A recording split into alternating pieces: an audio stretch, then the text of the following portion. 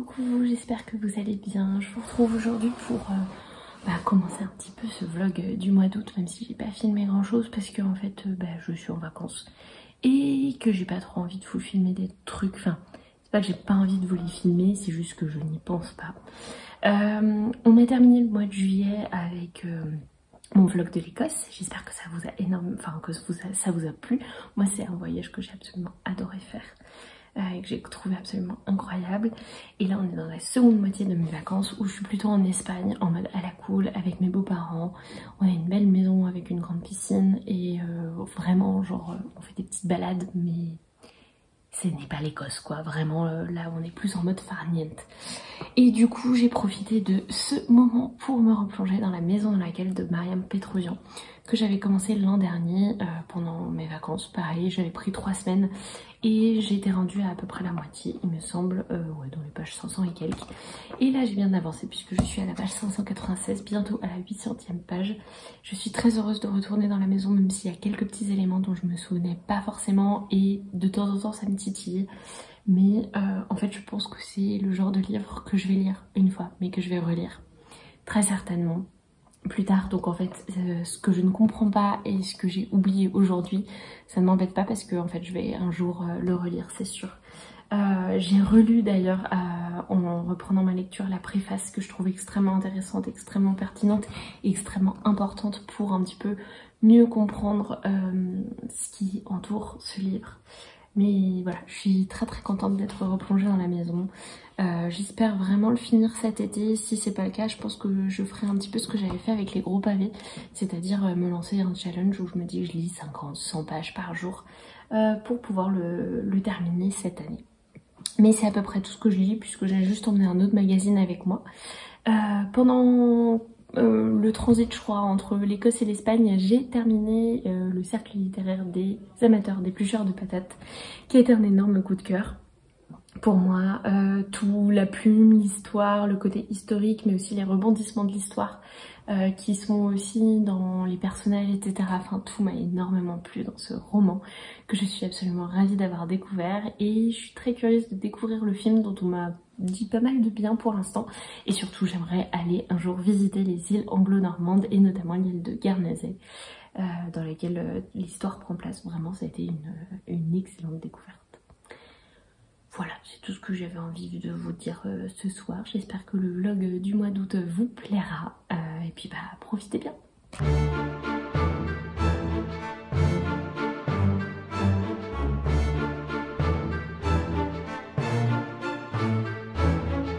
Coucou vous, j'espère que vous allez bien. Je sais ça fait super longtemps que je vous ai pas repris face cam et que j'ai pas fait un bout de vlog un petit peu logique.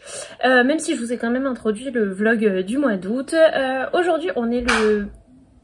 Pardon, désolée, il y a un autre chat qu'on garde et du coup il mange les plantes et du coup mon mec lui dit non. Bref. Donc du coup aujourd'hui on est le jeudi 11 août 2022 je suis rentrée de vacances avant-hier et là je vais partir demain dans la journée en week-end en Bretagne. Et du coup qui dit Bretagne, enfin c'est vraiment je profite juste du week-end du 15 août pour partir en Bretagne. Et qui dit Bretagne dit j'emmène des bouquins avec moi bien sûr et je suis super contente.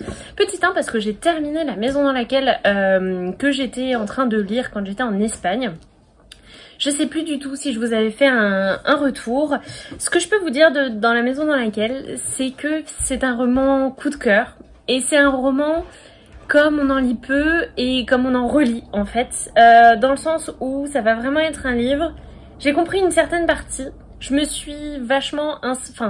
je me suis vachement collée finalement au personnage de fumeur qui découvre ça avec des yeux assez extérieurs.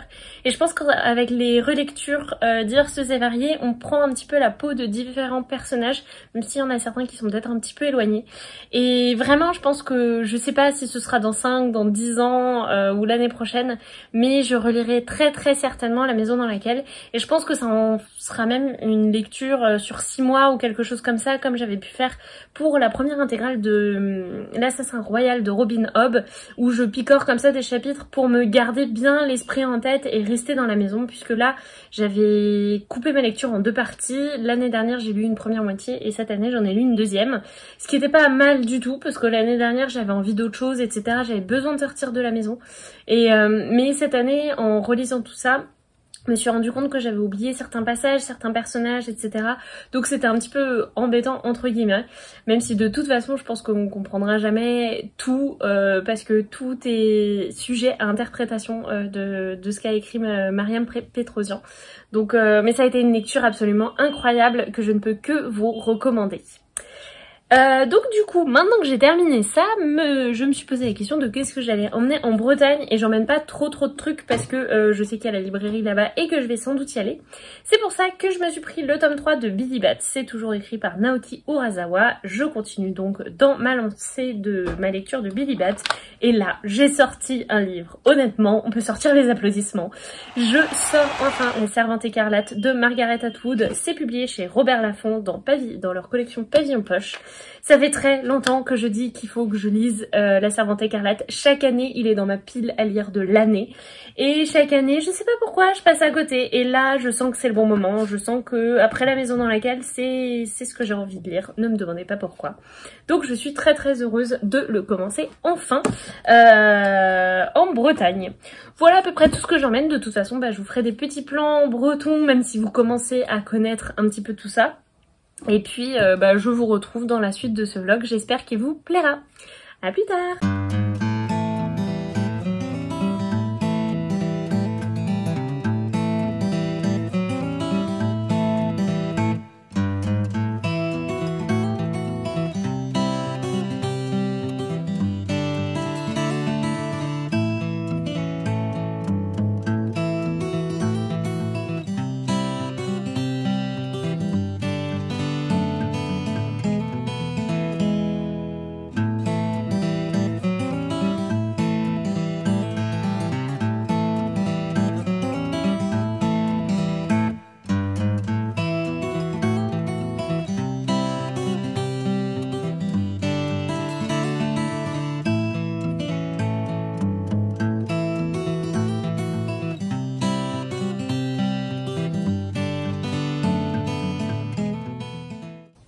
Coucou mes petits loups, j'espère que vous allez bien. Je reviens pour un petit morceau de vlog. Aujourd'hui, on est le dimanche 19, 20, 21, un truc comme ça, août. Et je voulais vous parler de la lecture que je viens de terminer ce matin qui n'est autre que l'Oasis, Petite jeunesse d'un jardin bien hiver de Simon Hureau. C'est publié chez Dargaud et je l'avais emprunté à la médiathèque avant de partir en vacances. Et ça a été une super découverte, vraiment. On y suit l'histoire d'un homme qui, avec sa famille, achète une maison avec un jardin alors qu'il était plutôt citadin. Et lui, l'idée c'est de laisser faire la nature. Il va faire plein de tests, planter plein de trucs pour apporter un petit peu de vie. Et il va avoir la chance d'avoir beaucoup, enfin la chance, ça dépend pour qui, mais il y a beaucoup d'insectes qui vont venir visiter ce jardin, qui vont s'y installer. Il va prévoir, en fait c'est un jardin sur lequel il travaille autant pour lui que pour la biodiversité et c'était hyper bien fait. Ça montre que on n'a pas besoin d'être un expert non plus pour créer un petit havre de paix comme ça, où les animaux se sentent bien, où les insectes aussi se sentent bien, parce que les insectes, tout comme un tas d'animaux, sont en voie d'extinction à cause de ce que l'homme fait. Vraiment ça a été une très belle découverte et franchement je n'ai qu'une envie, c'est de l'offrir à toutes les personnes qui ont un jardin autour de moi, parce que je trouve que c'est un super cadeau à offrir, quelque chose de vachement bien à découvrir, pour découvrir qu'en fait on n'est pas obligé d'avoir des carrés partout pour bien s'y retrouver, pour profiter de son jardin. Bref, j'ai passé un super moment de lecture avec ce roman graphique. Et sinon, pour vous dire où j'en suis dans ma lecture de La Servante écarlate de Margaret Atwood, j'ai dépassé la moitié et du coup on passe dans la moitié où les choses se corse entre guillemets un peu. Je m'attendais pas du tout à ça niveau narration, niveau rythme de lecture, parce que la première partie, enfin même tout est assez lent. On joue beaucoup entre le présent, le passé, mais des fois ça se brouille dans la tête de la narratrice et du coup forcément dans nos esprits ça n'est pas forcément clair, mais c'est voulu parce que on est vraiment dans ce moment hyper intéressant de début de régime totalitaire et un peu dystopique. Alors que souvent on se retrouve des années après les grands chamboulements, etc. Alors que là on suit quelqu'un qui a connu le monde d'avant et qui connaît le monde d'après et qui essaye de s'adapter à ce monde d'après. Je trouve ça hyper intéressant, vraiment c'est très bien fait, c'est un espèce de monologue intérieur, il y a très peu de dialogue dans ce livre. Et je suis vraiment curieuse de découvrir la suite, c'est d'autant plus intéressant de lire maintenant que les droits des femmes ont été bafoués vraiment de manière très importante aux États-Unis aujourd'hui et du coup vraiment je poursuis ma lecture, je trouve ça super intéressant mais parfois un peu dur et un peu lourd, c'est pour ça que j'avais fait une petite pause avec l'Oasis. Sur ce mes petits loups, c'était tout ce que j'avais envie de vous raconter, je vais poursuivre je pense aujourd'hui tranquillement ma lecture de La Servante écarlate et puis je vous reprendrai jusqu'à la fin de ce vlog puisque il reste quand même bien 10 jours à vous vlogger. J'espère que ça vous plaît toujours et je vous fais de gros bisous.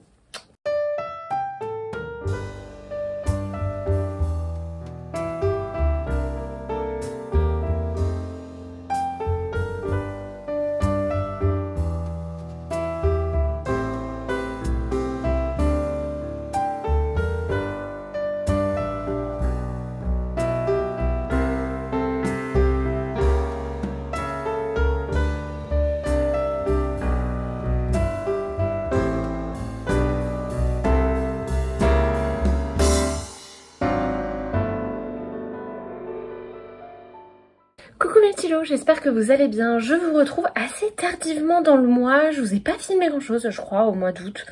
Me demandez pas trop pourquoi. Depuis que j'ai repris le boulot, j'ai fait pas mal de trucs. Des trucs que j'aurais pu vous filmer, mais je vous ai pas tout filmé. Bref, ce sont des choses qui arrivent. On est donc aujourd'hui le dimanche 28 août, donc le mois se termine très bientôt. Et j'avais envie de vous parler de la lecture que j'ai terminée il y a peu. Et qui n'est autre que La Servante écarlate de Margaret Atwood. Moi je l'ai ici dans la version poche de chez Robert Laffont. Et je viens pour vous parler un petit peu de ce livre et de cette lecture que j'ai eu un petit peu de temps à digérer puisque je l'ai terminé vendredi. La première chose que je voudrais dire, c'est que c'est un livre qui m'a beaucoup surprise.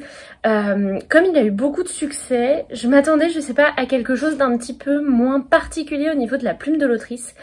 Et vraiment, non, j'ai été très surprise par sa plume, mais dans le bon sens du terme, puisque en fait, pendant quasiment tout le début, mais je pense qu'on peut compter sur les doigts d'une main le nombre de dialogues qu'on va avoir que la narratrice va avoir avec d'autres personnes, parce que vraiment c'est très intérieur, elle nous parle beaucoup de son ressenti, du monde d'avant, il y a des petits flashbacks, etc. Et j'ai trouvé que c'était très bien fait pour nous mettre un petit peu dans cette ambiance, puisque les servantes écarlates sont très souvent dans le silence absolu, dans le rien en fait. Elles ne sont là que pour être des réceptacles éventuels d'enfants de leur commandant qu'elles servent. Mais sinon en fait elles ne sont pas censées, elles ne lisent pas, elles n'ont pas de loisirs, elles ont les sorties journalières parce qu'il faut quand même qu'elles marchent, etc. Il faut qu'elles soient en bonne santé, mais pas plus. Et du coup je trouve que la manière dont a été écrite le livre nous plonge vraiment dans cet univers. J'ai été aussi très surprise par l'intrigue et par le moment où ça se passe, puisque en fait souvent dans les dystopies on se retrouve des années plus tard, une fois que le régime souvent très autoritaire a été mis en place, et là pas du tout, on se retrouve quelques années après et on se retrouve avec une narratrice qui a vécu l'avant, l'après. Et c'est hyper intéressant d'essayer de comprendre comment, alors que on a vécu tout ça, elle a vécu un peu dans notre monde, et comment en ayant vécu tout ça, elle peut accepter et vivre ce qu'elle vit aujourd'hui. Et j'ai trouvé que c'était très bien fait. Vraiment, ça pose énormément de questions, on se remet beaucoup en question lors de sa lecture. Et vraiment, ouais, c'était passionnant. Il y a un moment, il y a une bascule qui se fait dans le texte qui est super intéressante. La fin, je vous spoilerai pas, mais beaucoup surprise. Je m'attendais vraiment pas du tout à ça. Et j'ai trouvé ça assez pertinent au final, malgré la surprise que ça avait pu m'apporter. Vraiment, ça a été un joli coup de cœur. Enfin, joli. C'est une lecture que j'ai trouvée terrible. Vraiment, on peut pas dire que j'ai trouvé ça joli, mignon, tout ça. Parce qu'il y avait des moments, ça vous prend aux tripes. Vous êtes énervé et vous êtes pas bien aussi de vous dire que... Bordel, ça pourrait exister et je trouve ça terrible. Et mais c'est une lecture aussi très importante. Et je pense que elle est d'autant plus importante aujourd'hui, alors que cette année, les droits des femmes aux États-Unis ont été floués, dans d'autres pays c'est remis en cause, etc., notamment avec le droit à l'avortement. Et vraiment, c'est une lecture que je trouve ultra importante, qu'on devrait même étudier au collège, au lycée, peut-être plus au lycée. Mais vraiment, je trouve que j'avais entre les mains un 1984 un peu plus moderne. Vraiment, pour moi, c'est un monument de la littérature dystopique. Au même terme, enfin oui, au même niveau qu'un 1984, qu'un Fahrenheit 451, etc. Vraiment, je ne peux que vous encourager à le lire.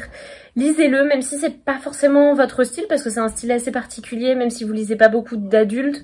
En vrai, c'est un livre qu'il faut lire aujourd'hui. Je pense qu'il y a peut-être des essais qu'on devrait tous lire ou des choses comme ça. Mais lui, à la limite, c'est un roman et c'est peut-être un petit peu plus facile d'accès qu'un essai.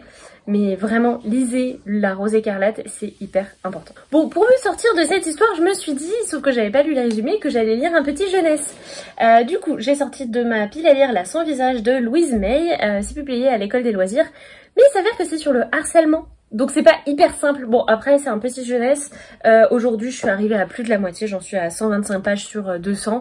Donc ça va être terminé je pense dans la journée. Je vous ferai un petit récap ce soir ou demain. Mais c'est pas très zen on va dire après La Rose écarlate. Finalement je m'attendais pas trop à ça. Mais ce que je voulais vous montrer sinon c'est que hier, enfin vendredi, j'ai reçu Aurora Squad, le tome 3. Donc c'est par les auteurs de Illuminate, Jay Christophe et Amy Kaufman. Et j'ai hyper hâte, et ça pour le coup je pense que après le petit jeunesse qui n'était pas si détente que ça, je pense que je vais me lancer dans Aurora Squad le tome 3.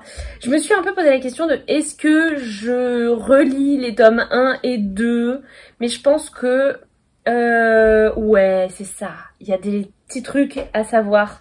Ils ont fait quelques petites pages de résumé, et en plus je pense que j'irai voir un petit peu sur le blog de Summaries Books si elle les a lus, il me semble que oui, on sait jamais, donc j'irai voir. Mais clairement prochaine lecture Aurora Squad, et ça les gars ça va être une tuerie, je le sais déjà, ça va être un... Enfin franchement je m'attends à tout et je pense que ça peut être absolument génial, donc j'ai très hâte de lire ce tome 3, même si je vais être un petit peu triste de terminer cette trilogie. Et en même temps je sais que Jay Christophe et Amy Kaufman ils reviendront avec une autre trilogie, avec autre chose de hyper fun et hyper génial, donc je suis pas très inquiète.